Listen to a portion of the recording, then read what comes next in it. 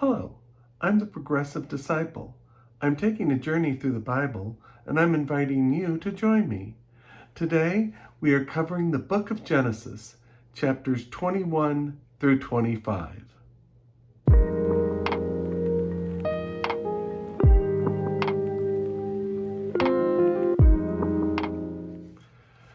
In chapter 21, Sarah gives birth to Isaac. When Isaac is weaned, there's a great celebration, and Ishmael is shown mocking Isaac.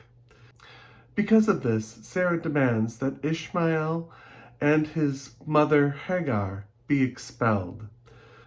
This made Abraham sad because Ishmael was his son, but God said to listen to what Sarah said, so Abraham expelled them. When water runs out, Hagar leaves the child under the bushes to abandon him since she did not want to see him die. But God shows her where a well is, and they survive. Abimelech creates a treaty with Abraham and settles a dispute over a well that Abraham had dug. In Genesis chapter 21, verses 8 through 13, it says, "The child grew and was weaned, and on the day Isaac was weaned, Abraham held a great feast. But Sarah saw the son whom Hagar the Egyptian had borne to Abraham was mocking. And she said to Abraham, 'Get rid of that slave woman and her son, for that woman's son will never share in the inheritance with my son Isaac.' The matter distressed Abraham greatly, because it concerned his son. But God said to him, 'Do not be distressed about the boy and your slave woman. Listen to whatever Sarah tells you, because it is through Isaac that your offspring will be reckoned. I will make the son of the slave into a nation also, because he is your offspring.'" I find these verses disturbing. I cannot excuse abandoning a child. That cannot be right. It would seem that after 10 years, the rift between Sarah and Hagar had never truly been resolved. This is a reminder to me to resolve rifts and relationships that have been broken before they are permanently unrepairable. I also can only guess that Sarah saw something that Abraham did not. I also take this as a reminder to listen to my wife, even though I may not agree with her. God does take care of Ishmael when he is cut off. This is a reminder to me to trust God that he will keep his promises. In chapter 22, God tests Abraham by asking him to take Isaac to a mountain and sacrifice him as a burnt offering. Abraham obeys God, but tells Isaac that God will provide an animal to sacrifice. God stops Abraham before he can hurt Isaac and provides a ram to be sacrificed. God promises that Abraham's descendants will be numerous. Abraham was told that his brother Nahor has many descendants. In Genesis chapter 22, verses 9 through 12, it says, "When they reached the place God had told him about, Abraham built an altar there and arranged wood on it. He bound his son Isaac and laid him on the altar on top of the wood. He then reached out his hand and took the knife to slay his son. But an angel of the Lord called out to him from heaven, 'Abraham, Abraham.' 'Here I am,' he replied. 'Do not lay a hand on the boy,' he said. 'Do not do anything to him. Now I know that you fear God, because you have not withheld from me your son, your only son.'" These verses are of interest to me because it tells that God is not interested in human sacrifice. At the time, human sacrifice was a way of showing your total devotion to God. But this does show to me Abraham's faith in God. And this is a reminder to me to show faith in God. In chapter 23, Sarah dies. Abraham buys land to bury his dead. This is the first time that he takes possession of part of the land that will be the land of his descendants. In Genesis chapter 23, verse 10 through 16, it says, Ephron the Hittite was sitting among his people, and he replied to Abraham in the hearing of all the Hittites who came to the gate of his city. No, my lord, he said, listen to me. I give you the field, and I give you the cave that is in it. I give it to you in the presence of my people. Bury your dead. Again, Abraham bowed down before the people of the land, and he said to Ephron in their hearing, listen to me. If you will, I will pay you the price of the field. Accept it from me so that I can bury my dead there. And Ephron answered Abraham, listen to me, my lord. The land is worth 400 shekels of silver.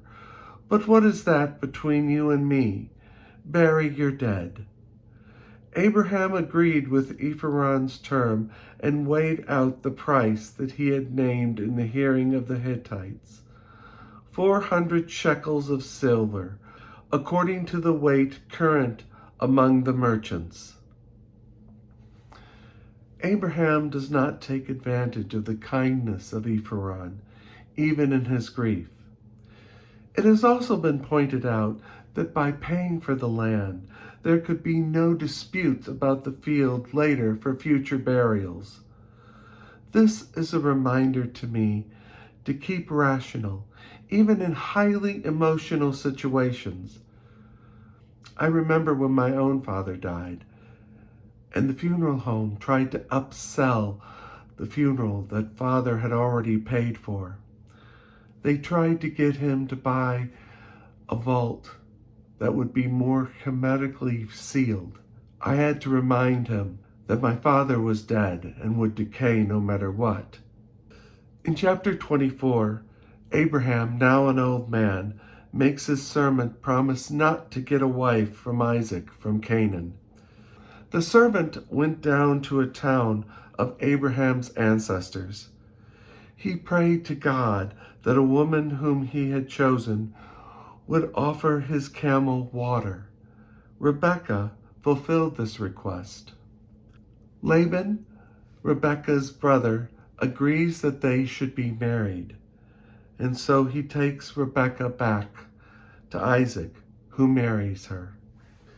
In Genesis chapter 24, verses 58 through 61, it says, And so they called Rebekah and asked her, Will you go with this man?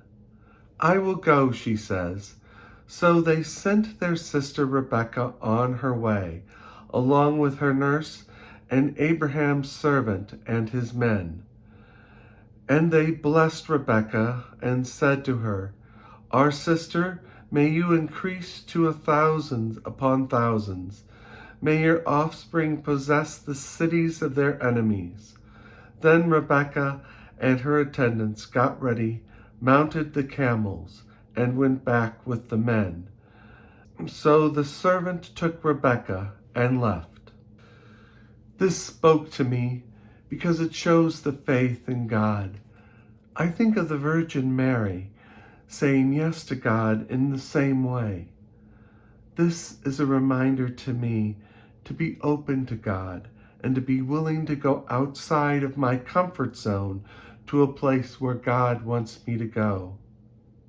In chapter 25, Abraham takes another wife and bears several sons. He left everything to Isaac, but gave gifts to his other children, and he sent them away to the land in the east. Abraham died and was buried with Sarah. Ishmael had several sons. He lived near Egypt and did not get along with his neighboring tribes.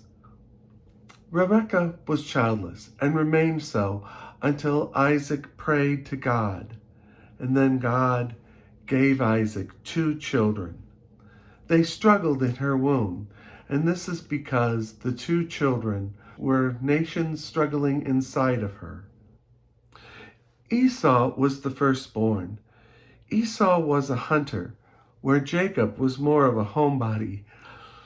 Isaac loved the wild game that Esau provided, but Rachel preferred Jacob. The chapter ends with Esau selling his birthright to Jacob. In Genesis chapter 25, verses 29 through 34, it says, "Once when Jacob was cooking some stew, Esau came in from the open country famished. He said to Jacob, 'Quick, let me have some of that red stew. I'm famished.' This is why he was also called Edom. Jacob replied, 'First sell me your birthright.' 'Look, I'm about to die,' Esau said. 'What good is a birthright to me?' But Jacob said, 'Swear to me first.' So he swore an oath to him, selling his birthright to Jacob. Then Jacob gave Esau some bread and some lentil stew. He ate, drank, and then got up and left. So Esau despised his birthright." I must admit, I can relate to Esau. There's nothing like instant gratification. I remember in a play my children were in, there was a song saying, "I wants what I wants when I wants it, and I wants what I wants right now." These passages are a reminder to me to wait for good things to happen and not to always take the easy path. It's also a reminder to me not to take advantage of people like Jacob had done. So, this is my take of the book of Genesis, chapters 21 through 25. Please like and subscribe to my videos. Also comment. I would love to hear what you have to say. I am the Progressive Disciple, and I will see you in the next video. Thank you for watching.